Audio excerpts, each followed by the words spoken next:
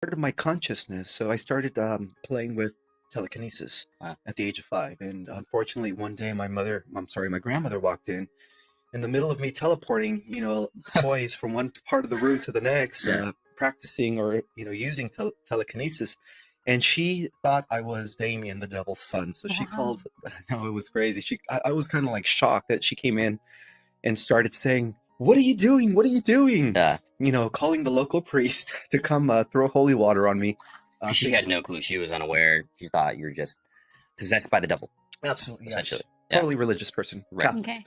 So she called the local priest. They came in with holy water. They sprayed it on me, and they started asking me, who are you? What are you? And I was like, I'm Ishmael. I'm Ishmael. No, the entity inside you. There is no entity inside me. Wow. This is Same.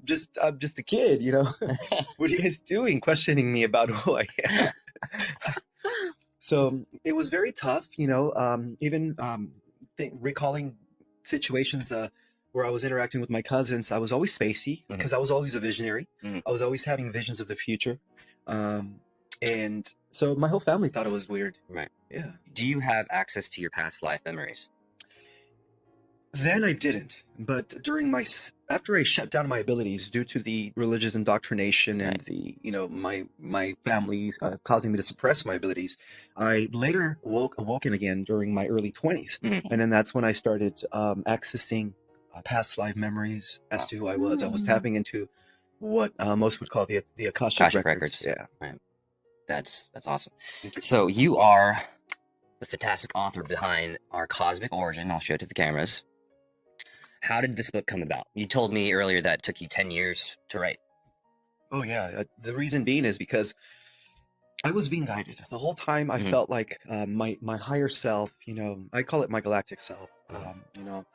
I made a video the other day on Instagram indicating that we star seeds are not only existing here, but we're actually simultaneously existing in on the mothership. On a mothership, exactly. On the mothership. Is that considered multidimensional too? Absolutely, Okay. yeah. So we are multidimensional. We just don't have memories or perception of our existence in these other realms and densities or dimensions of reality. But we do exist on different frequencies. Right. And that explains why we only use 4%. But we could just answer your question. So I started getting, through my own inherent understanding of things, knowing that I was different, I started getting downloads. I started meditating. So it was through meditation that I was able to actually access information beyond the scope of this realm or this world. I was having memories of these galactic wars that were taking place in our galaxy. In Orion. In Orion. Specifically. Well, basically in Lyra. The wars started in Lyra. Gotcha. Yes, we were attacked by the Orions. And so I was having memories as to who I was in those wars. I was actually, the king of Lyra. Were you really? Yeah, I was. And We're speaking with the king of Lyra, everybody. All hail. but thank you for that, but I'm very humble, I don't expect to be called king. By the way, this guy is like massive. Like, I work out a lot, but this is when I stand next to this dude. This guy is just like, all right, well, I'm just gonna quit working out now. But anyways, good. It's me trying to keep up with my galactic avatar, because my galactic avatar, as your galactic avatars, are very well in shape, and everyone's fit in the fifth entire dimensions. Yeah, we don't deal with these less mortal dense, less dense, yeah. More light body, more light bodies. So our physique is more. It's fit. Guys are really buff with six packs, and women look like goddesses. Very fit tone and perfect abs. Nice. I mean, off topic. How many times a week do you work out? Every day. Every day. Maybe one day off a week, just relax. One day off. All right. Next question. But yes, before we get into the nitty gritty, please purchase our Cosmic Origin.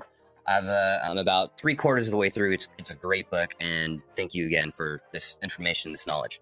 You're welcome. It's my contribution to humanity in these times of awakening. Perfect.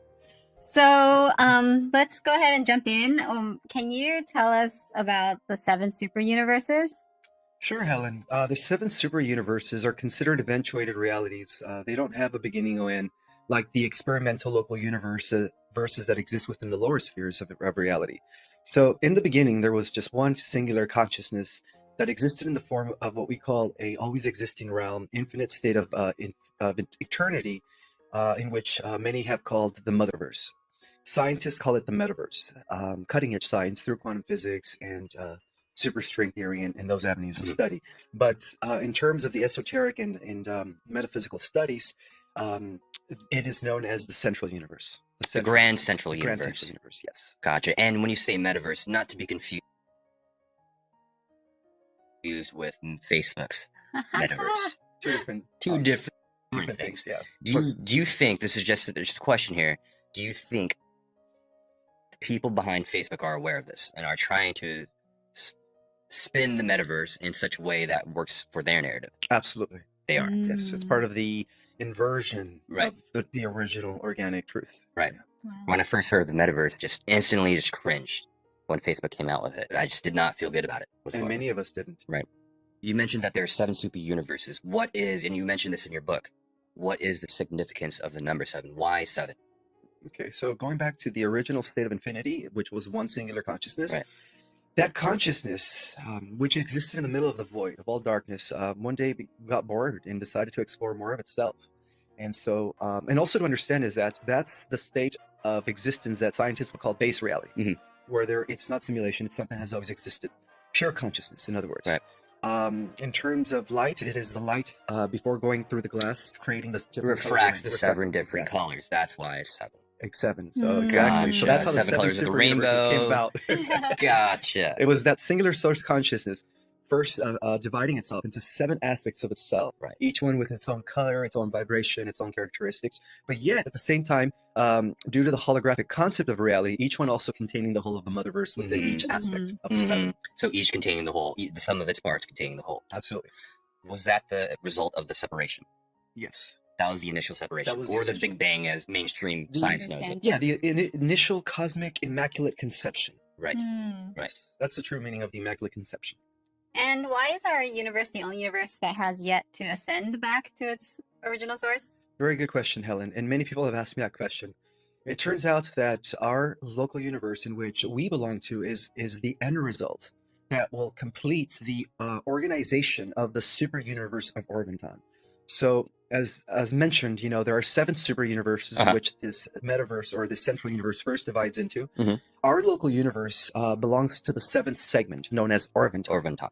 And so, within the 7th segment, our local universe was designed by the Council of Aversa, which is the order of the Ancient of Days, of those, which is those that are governing the different realms within the 7th super universe, to create a universe in which it would act as a culmination, involutionary and evolutionary, of all the universes that have existed prior to the creation Right. of our universe. So our universe is kind of like the potpourri and the So- grand finale of The grand finale, universe. as you've mentioned in your book, you said this Exactly. is the final battle and resolution of duality in this Absolutely. universe on this earth.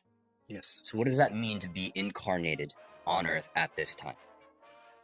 It is the best thing ever for the souls that are down here in these, new vehicles that were designed for us, because we are considered the, biological royalty of the entire multiverse that it exists within the periphery of the 7th super universe. Right. We are the end result of all that. We carry within our genetics all the genes of all the human races that have existed prior to the development of our last creation. This is huge. Very huge. This is huge, and this is knowledge that everyone should know, Yes. should become aware of at some point. That they are royalty. My God, I just chills going up and down my body. Well, and then so I saw that on your Instagram that you talked about Eternals. It has a lot of representation of what you just shared, correct? Absolutely. Yeah. Tiamat, Draconians are in Eternals. Absolutely. Yeah. They use a lot of symbolism. Are they doing this on purpose? I think it's part of the awakening. Part of the disclosure awakening. process. Yeah. Disclosure. Mm. Yeah, the original writers of Marvel Comics, before they were given over to Disney, because Disney's controlled by the dark The side, Cabal. the Cabal, exactly, Hmm. were actually intending to bring about disclosure through comics because they were told not to disclose what's really going on. So it's right. It's in plain sight. Absolutely. Everything is in plain sight. You just have to read between the lines. Yeah, it is. And unfortunately, most people see it as sci-fi. Right. Myth. Exactly. Mhm. But it's also the same way done with DC Comics. You Right. know, it's bringing back mythology. Right. The idea that Atlantis did exist. When you think of the latest Justice League movie, it's about how during the first threat to the Earth, when what's his name, the Destroyer of Worlds, Thanos? Doomsday, No, in DC. Oh, Darkseid, DC, Darkseid Darkseid. came to the Earth for the first Yeah. time. There was a union of warriors. The Atlanteans joined the Uh-huh. battle. The Olympian gods Yeah. joined the battle, and even off-world helpers in the form of the Green Lantern Corps came to Mhm. join the battle. So it was an alliance of all these different benevolent forces that were trying to preserve the Earth in those times. But the truth of the matter is all that stuff really took place. Right. But Darkseid was under a different name. Right. It wasn't Darkseid, it was something else. So Right. there's a lot of truth to these comics. Yeah. Yeah. And these beings go through different names over different time spans, different eras. Exactly. Right. Yes, exactly. On Earth, the souls that currently reside on Earth are 80% ancient, 20% middle-aged, and there are very few new souls on Earth. Is this accurate? 80% ancient. Ancient. The souls that are here on the Earth. Yes. It's actually the other way around. Yes, there's only about 10 or 11, 12% of the population that are ancient souls, and Okay. the 87 or 89% of the population are newbie souls or younger souls. And I've heard the best of the best come here. Yes, within the 10, 12%, the best of the best came here from the higher realms, and that's what we consider the star seeds and Gotcha. the different indigo, crystal, and rainbow children. Right. Will there be more children that will be born awakened? Absolutely, and they're actually already starting to come in fully awakened, just like I did. I was Right. just one of the. They had to send me a little early, they had to send me. But my time, most of the children that are coming in fully awakened are actually coming in as of 2012. Gotcha. 2012. Wow. So I want to talk about how there's 3 categories of space-age civilizations. Can you explain what those 3 categories are?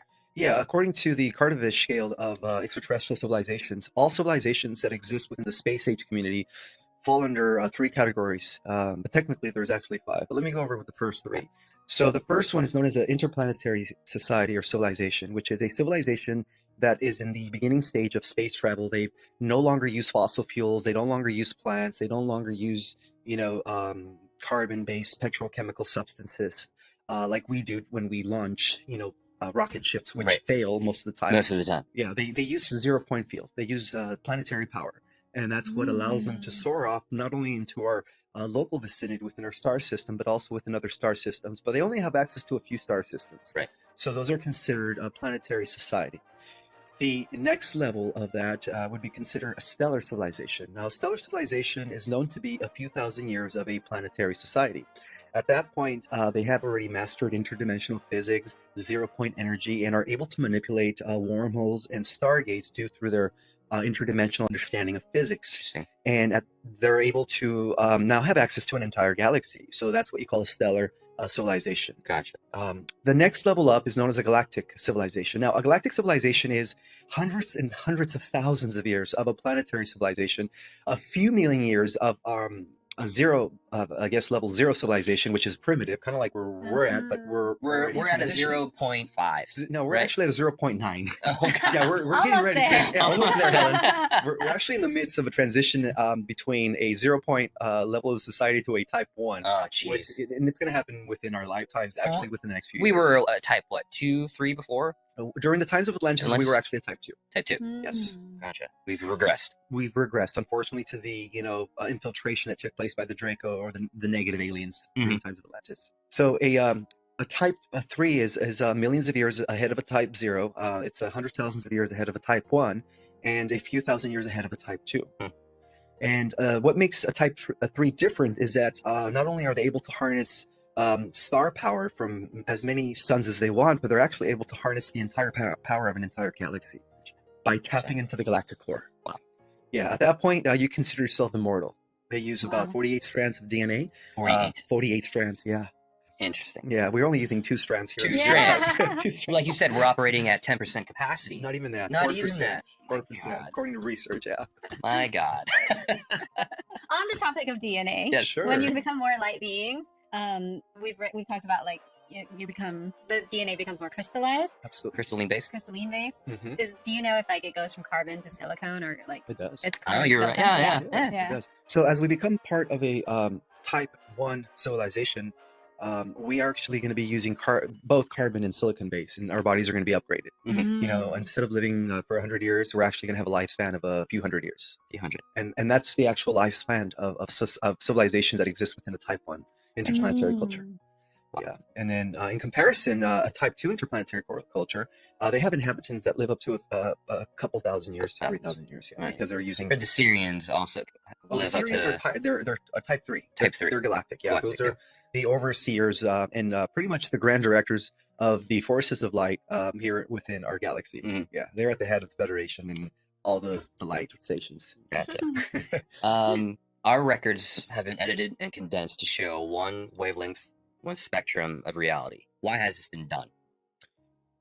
Because during the times of Atlantis, the powers that took over not only erased the true history of the Earth, which connects to the galactic history of our Milky Way, but what they did is they took the existing Tyrannusian race, which was a 12-strand race of beings who are our real ancestors. We do not come from monkeys. Let me just repeat that again, people. We do not come from apes. We have primate DNA within us, but we did not Exactly. evolve from apes. No, Not at all. it's actually the other way around. We came from above. We devolved from galactic humanoids. As you call in your book, involution. Involution. Yeah. Involution. Yeah. Gotcha.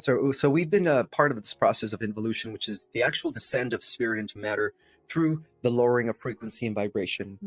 And so going back to your original questions, the reason we were only led to use only 4% was because the powers that took over actually untangled or they unplugged 12 strands. We were essentially unplugged. Yeah, we were essentially unplugged from accessing our, galactic consciousness. Multidimensional And consciousness. multidimensional consciousness, absolutely. And they did it in order to control us. They did it by putting some implants within our etheric bodies, causing the pituitary gland to shut down, as well as 90% of our brain that became unfunctional as a result of these implants. And they did it in order to reduce us down to savages, right above the level of Neanderthal, in order for us to just become, a type of race that would just take orders by these new powers that took over the affairs of the Earth during the Atlantean decline. For the non-spiritualists out there who will be listening to this, watching this, the wheels are going to be turning. I hope so. Which is part of the point, right? Yeah. Which is part of the point. A lot of the stuff is I've learned over the years, and it's still, whenever I relearn this stuff, it still hits me in the core. I went through a deep dark depression. We talked about this in the last episode, where I woke up to the society of domination and control. I threw my hands up, threw all the books down, and didn't want to do anything. So just thanks to people like you who continue to put this information out there. So thank you again.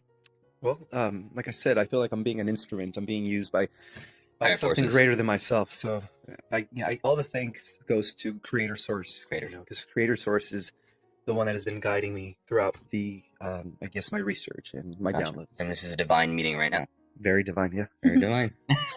As an example, I think to point out for listeners, since our podcast is called Awaken Now, when you are more spiritual, right? Just like Ismael just exemplified, you really don't feel like it's you, right? Because you is ego, Exactly. right? And you're just here Something to is channel. working through Yeah. you. Yeah. Yeah.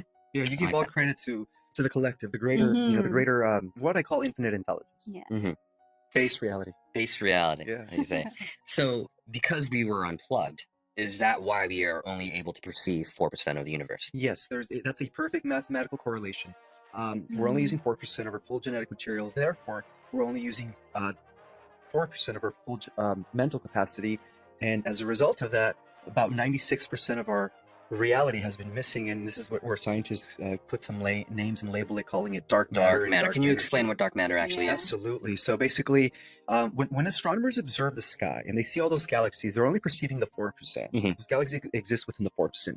The other 96% is what they would call dark matter and dark energy. But what they fail to realize is that that's reality vibrating at higher dimensions than the 11th dimension. That we or the can't fourth, perceive that we with the cannot human perceive. eye. Yeah, now we're going into the realms of the local universes, which encompasses dimensions 11 and 12. And then we're also going into the realms of the mother or the super universe, which encompasses dimensions 13 and 14. And finally going into the realm of the mother central universe, which includes dimensions 15. And even within the 15-dimensional higher level of reality, there's also other dimensions that are growing as a result of the expansion of the motherverse. So yeah, we're dealing with infinity. Always infinity. Simply put, there's lots more going on than we can actually perceive. Always. Always. So knowing that Earth was originally known as Tiamat, could you tell us how Tiamat was destroyed? Sure. Okay, so Tiamat was known as a super Earth. Our Earth was 4 times the size of our current Earth. Back then, we were much taller. We were actually anywhere from 12 feet to 36 feet. And so, and that explains all the different archaeological findings of right. these skeleton Huge these giants. Exactly. Giants. So they came from Tiamat, and so during the times of Tiamat, Earth was part of the first seeding. So we had Tiamat, we had Mercury, Mars, Venus. We also have another planet called Maldek, which was also destroyed during the first, war that reached our neck of the woods. And then we also had Pluto, and the jovial planets, and then of course Nibiru. Nibiru was always the 12th planet, but Nibiru had an elongated orbit. It only came in every 3,600 years. Exactly. Yeah. So what happened in Tiamat was a gradual devastation. It was an infiltration that took place when the Draconians first sent out their scouting ships, their scouting scientists, to figure out why there was a peaceful, harmonious community that was growing on Tiamat. We had, I know it was beautiful. It was like what we would consider an intergalactic paradise, Right. where all these galactic species would come together and coexist in harmony. It was peace. Yes, It was love. It was harmony. it was what you harmony, said. brotherhood, sisterhood, Wow. of one. They all believed and honored the sacred law of one. Right. Yeah, the sacred divine law of one. And then, unfortunately, when the scouting Dracos arrived, they started reporting the situation back to the Orion generals, and they started infiltrating it. And eventually, they couldn't infiltrate it because the Tiamat Council of Light, which was then known as the Covenant of Palador, which was headed by the Syrian High Council. It was run by the Syrian High Council. Wouldn't allow for the infiltration to fully take place. So what the Draco did in an effort to overtly try to destroy that harmonious civilization is they pretty much decided to create some sort of weapon system and destroy the entire inhabitants by using this weapon system. But the weapon system was also geared towards destroying the civilization that existed on Mars, the civilization that existed on Venus, and our entire solar system was then inhabited by coexisting galactic humanoids, species that weren't human. We had species that looked like dolphins, that looked like cat people, everything that we have in the animal kingdom. We had species like that with humanoid bodies or hominid The physiques. humanoid template, the 2 arms, 2 legs, two ears, 2 eyes. Absolutely. And then of course they had their, whether it was a lion, whether it was a bear, whether some of them had bird faces, but they all had the hominid physique. And it was a peaceful coexisting, during those days. That was like 4 million years ago. And what happened was the Dracos launched a preemptive attack against what I call in my book the first great seeding of our solar system. Right. And then that's how Tiamat was destroyed. They went for the power generators, which was holding the electromagnetic field in place. And then when they snapped those generators, the entire planet went kaboom. So a portion of that planet later developed into what we call now the asteroid belt. And then a portion of that planet also later developed into the new Earth. And that's how the Earth continued. Our new Earth that we're currently on right now. Yes, but it was much smaller now.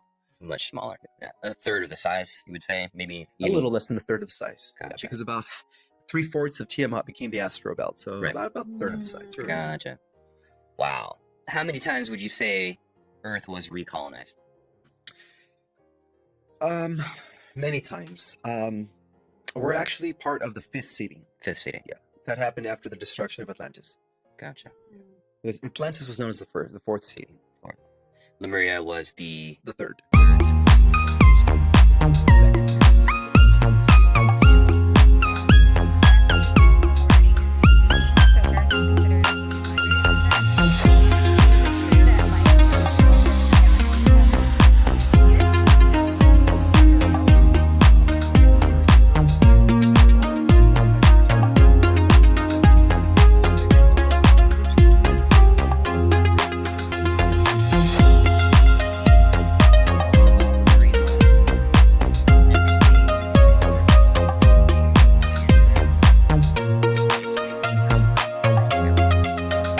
Multiverse. across the multiverse. That is insane. And each human carries some sort of celestial DNA. All of them do, actually. All of them do. On Earth. Yeah, we carry the greatest diversity of celestial genetics, galactic genetics. This is fascinating. That's the involution, right? Yeah, that's the evolution, and that's why we're the masterpiece. Yeah. And that's why even the galactics and all the aliens consider us the hope of the multiverse, because we were actually, in our original makeup, we were designed as an intergalactic race when the Earth was still under the, before it was controlled, or before it was infiltrated by the dark side. We were designed to become the guardian race of the entire super universe of all of time from this planet. That's how special this planet is. It's very special. It's the hot spot in the universe. Very hot, yes. It's the best place to be. There's a waiting line, essentially. There is. For souls to come down here and inhabit these bodies, yes. These are the most advanced biological. Well, as we begin to tap into our crystalline silicone DNA, then we are considered the the best natural organic technology that has ever been made. Oh my God, this is Fascinating. the body is the most advanced piece of technology on Earth. And it's a living technology It's a inhabited by living technology. consciousness, yeah, and spirit, and that's Yeah. the difference between us and artificial intelligence. Right. And That's, so, I don't know. I need to highlight that for our listeners. Yeah. Consider Yeah. your body as technology. right, the most, and I tell this to my clients, it's the most advanced piece of technology out there. It requires proper maintenance, the highest maintenance, rather. Yes. Sleep, daily practice, meditation, daily care of your body, watching your Food. thoughts, food. And so I implore the listeners and watchers out there to just love your body. Yeah. Self-love. Again, like we always talk And about. care. And care. Skincare. Yeah. Self-care. Treat it like a sacred temple. Temple. Yes. No. It's an ashram. This is awesome, Ishmael. Thank you. I love it. This is what I was born to do. I love Yeah, it looks easy for you. Yeah, it's just like, fantastic.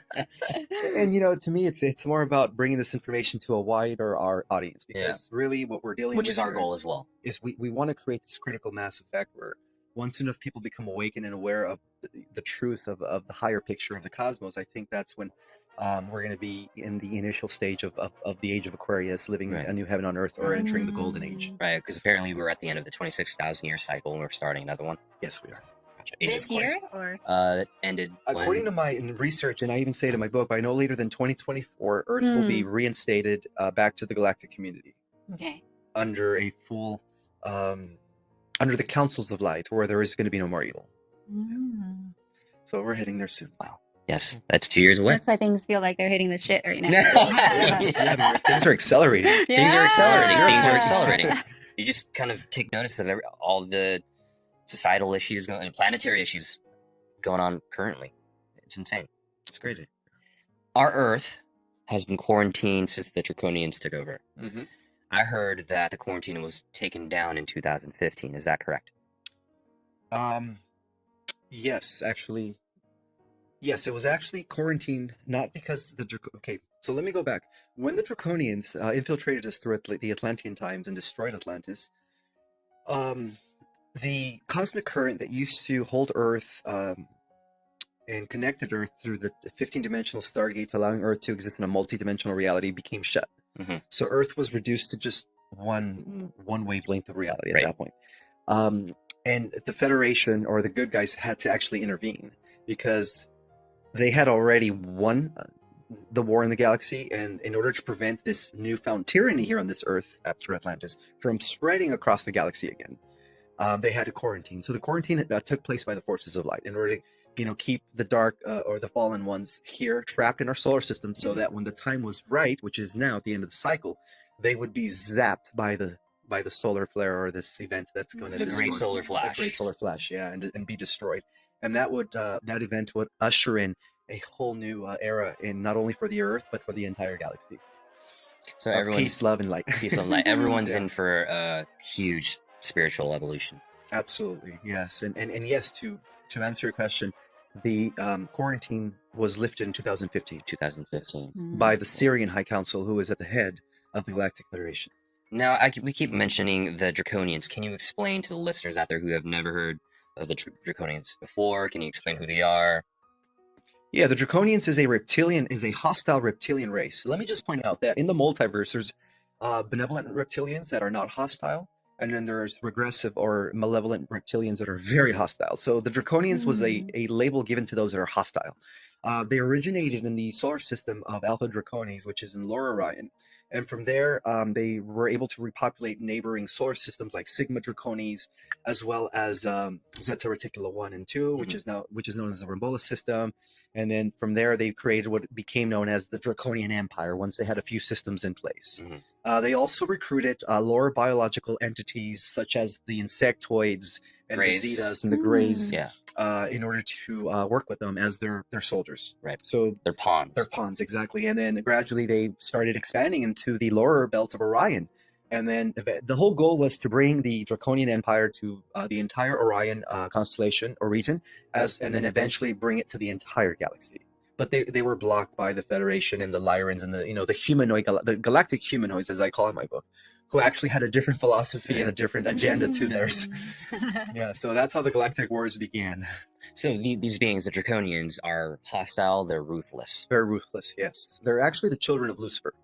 They are what we would consider fallen angels. Fallen angels. And so because their body, their spirit was not able to incorporate or inhabit an avatar like us, which is what I call in my book the Adam Catmon, which is the humanoid face with the torso, the arms, and the legs. Right. Lucifer developed biogenetically engineered vehicles for these fallen, etheric beings Right.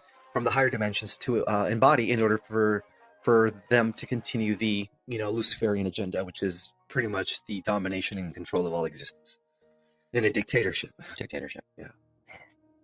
So that's the origin of all dictatorships. Right. It stems from that bloodline. Yeah. Yes, it was a bloodline that was actually transferred to the Earth, and that's who the elite families are today. They're a hybrid between Draco blood and humanoid blood. Right. Yeah, from Orion. They're families from Orion that came to the Earth during the Atlantean times.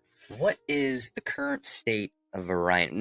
The Galactic Wars have spanned millions of years in Orion.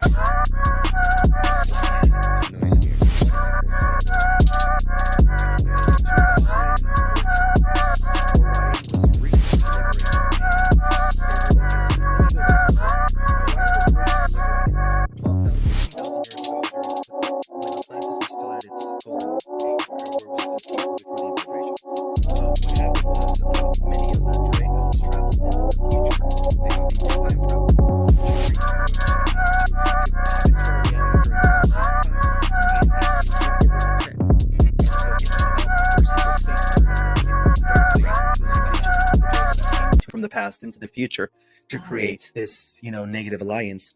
And so technically, yes, Hitler lost the war in the surface world, but he ended up winning the war in space, because what the Draco were doing is they were using these, again, since we are the chosen race, they took these these Germans, and they genetically enhanced them to go back in time and then re-win the war against the Federation. Whoa. Yeah, to take it back from the Federation. So it was one of those things where time travel was involved, but then again, the forces of light under the leadership of the Lyran, Syrian, Pleiadian coalition also time traveled and created Solar Warden to counteract that. And so the war has been won twice in Orion. First in 15,000 years ago, and then secondly, just recently, thanks to Solar Warden in 2014.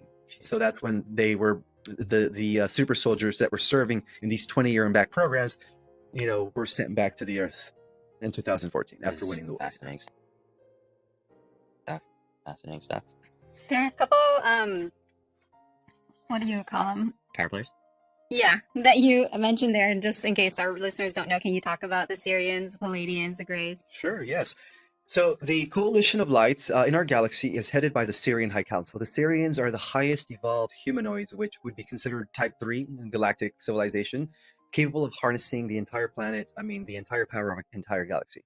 And so the Lyrans are their physical counterparts, because the Syrians they're very etheric. They only operate with what is known as light body. They don't have physical bodies. They don't even have silicone-based bodies. They have what is known as hydroplasmic bodies. Yeah, which is beyond silicone. That's the next level up beyond silicone. Right. So we're not able to perceive them with the human eye. No, they would appear to be invincible to us. And also bear in mind that all the dimensions coexist within the same space and at the same time. They're just on different frequencies. Right. So the Lyrans, who were considered the cradle of humanity in our galaxy, were actually the ones that created the first alliance of light with the Syrians, and then of course other galactic humanoids such as the Pleiadians joined, the Arcturians, those of the Andromedans, and different star systems eventually joined the Coalition of Light. But it all started with Sirius, and Lyrans. Yeah. Lyrans. Have you read The Prism of Lyria by Alyssa Royal? I've heard of it. I haven't had an opportunity though to read it. Gotcha. It's basically a brief synopsis of galactic history. Oh, nice. So, but you give a little bit more detail. So, I want to talk about the power players in our galactic history. So we have King Anu, we have the Enlil, and we have the Anki. I would like to expand on these characters a bit further for those of you that have first heard about these people. All right, so this is, I guess, something that everybody should know, that everything we know about the Anunnaki was mistranslated and jaded by the High Priest of Marduk, Belial, who was considered the son of Enki. So they wrote him in a sense where they wanted to give all the glory to Enki as the good guy, and at the same time they were trying to throw Enlil under the bus, saying that he's the one who created the flood, he's the one who didn't want us to evolve, and he was trying to constantly destroy us. Many records Have said that. contradict each Yes, other. exactly. Enlil's the bad guy, Enki's the bad guy. Right. Right. But according to the Restored Niberian Council, this is how it all began. So we're dealing with two different galactic royal bloodlines. We're dealing with the bloodline of Michael, which originated in Lyra and Sirius, and then we're also dealing with the bloodline of Lucifer that originated in Alpha Draconis and Orion. Mhm. So the bloodline of Michael is known as the House of Avion, which is represented by its animal emblem, the lion, Right. and then the bloodline of Draco is represented by the serpent, or the what they call the lizard Mhm. people. And so throughout the Galactic Wars, these bloodlines were at the core of the reason why these two different alien factions were warring each other. One of them wanted to establish the bloodline of Michael in a peaceful, harmonious way, following the law of one, the sacred law of oneness in the philosophy of unity consciousness, Mhm. while the other one was trying to do the opposite of that and destroy specimens, do whatever they want to do with other galactic species. And so what happened in Sirius, in order to put an end to this rivalry, they created what became known as the Lyrian Anuhasi, which later became the Anunnaki, or what we call the Nibirians. So the Lyrian Anuhasi were the original Anunnaki. They were the Interesting. Nibirians before they came to the Earth, and they Right. were the lineage of Michael through the Lyrian-Syrian alliance. Mhm. And so eventually, when the Draco also infiltrated through their own bloodline, which was a combination of vegan royalty and draconian, and that gave us what became known as the hybrid Draco humanoid seed. They eventually infiltrated Nibiru, and so throughout the history of Nibiru, there was always a conflict because some of the descendants carried a higher concentration Mhm. of the reptilian genetics, and then some of the descendants carried a higher concentration of the Lyrian Michael genetics. Mhm. So there was always a clash between those two genetics throughout the Niberian history. So basically, Anu, who was known as the king of the Niberians during the times that the Anunnaki or Niberians came to the Earth, had more of the Michael bloodline. So he was the good guy. He was actually, fighting in this galactic war Right. against the Draconian Empire. But for the most part, Nibiru was created as the Battlestar planet to put an end to the Galactic Wars. Okay, that's why they were known as the Defender of the Galaxy. Mhm. And they served the light under the direction of the Syrian High Council. But what Anu did was, after the destruction of Tiamat, only about 2% of the reptilians survived. 2%. Yeah, 2%. On the 'Cause- surface. On the surface. And in that 2%, we had Dramin, who was the Draconian queen representing the house. Dramia. Dramin. Dramin. Dramin. Dramin. Dramin. Drummond. And so she pleaded to Anu. She was, held hostage. She pleaded to Anu, please, don't kill me. I will now change sides to the light and give you intel so that you could win the Orion Wars against the Draco Empire. Okay. And so what happened was, one night she ended up getting Anu drunk and started dancing for him, very seductress, and she was a very, even though she was the queen of the Draco, she was also part humanoid, so she represented that mixture. Okay. She was, I guess, very attractive in Anu's eyes during the time of him being buzzed. And so she, according to the original story, she seduced him into having a child with him, and that's how Enki was born. Enki. Yes. Wow. When in actuality, Anu, who is a pure stock representative of the Lyrian Michael lineage, was supposed to marry his cousin Antu, who was the Pleiadian queen, also descendant of the original Lyrian house of Avion. And that's what gave us Enlil. So eventually Enlil. they had a child, and that's what gave us Half-brothers. Enlil. Half-brothers, yes. Mm.